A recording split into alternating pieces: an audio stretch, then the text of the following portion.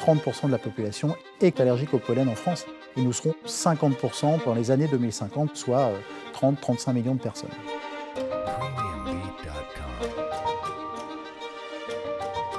L'IFIR, c'est une jeune entreprise innovante dont l'objectif est d'apporter une solution de prévention aux allergiques au pollen du monde entier. Au départ, c'est une histoire d'allergique. Moi, je suis allergique, mon cofondateur et associé Johan est allergique, ma famille, sa famille. Et donc l'idée, c'était de trouver une solution pour capter les pollens, pour les mesurer en temps réel, chose qui n'existait pas quand on a commencé.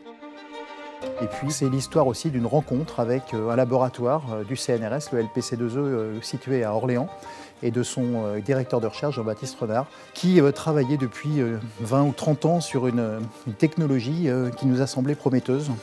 Donc on a fait des tests avec lui et puis on a débouché sur un contrat de collaboration avec le CNRS qui nous a permis de développer un capteur temps réel, mais également un brevet qui a été codéposé entre l'IFIR et le CNRS et qui est aujourd'hui délivré et en phase d'extension internationale.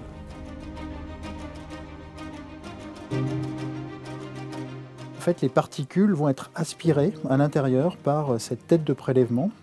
Les particules vont ensuite passer à travers une chambre optique qui est constitutive de l'innovation. Et on a des cartes photodiodes qui vont lire les différentes signatures lumineuses des particules.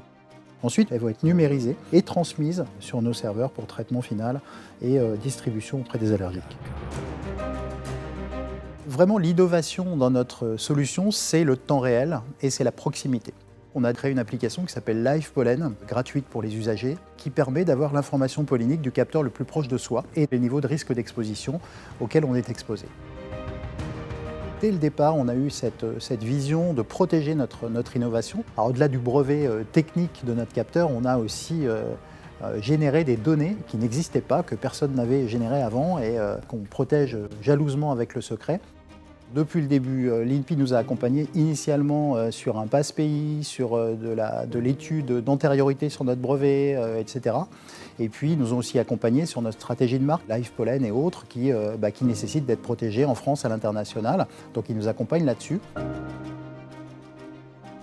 À l'origine, notre technologie était faite pour détecter les pollens, mais en fait, on a capacité à détecter d'autres types de particules et on compte bien la développer. On est en train de travailler actuellement sur un détecteur de particules fines qui va nous permettre de les caractériser, de les compter.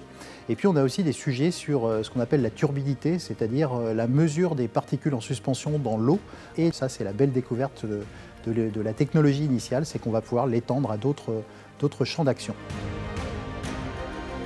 Ce prix pour nous, c'est évidemment une grande fierté, mais c'est aussi le couronnement d'un travail d'équipe qui se bat depuis 5 ans sur des sujets de recherche, sur des sujets de développement, sur des sujets d'électronique, sur des sujets d'écosystème aussi, qui n'est pas simple. L'innovation, c'est jamais simple, mais en attendant, on apporte une vraie solution et maintenant, on est en train de la valoriser tous ensemble. Et je crois que la plus belle valeur, c'est la valeur humaine qu'on peut véhiculer autour de ce projet.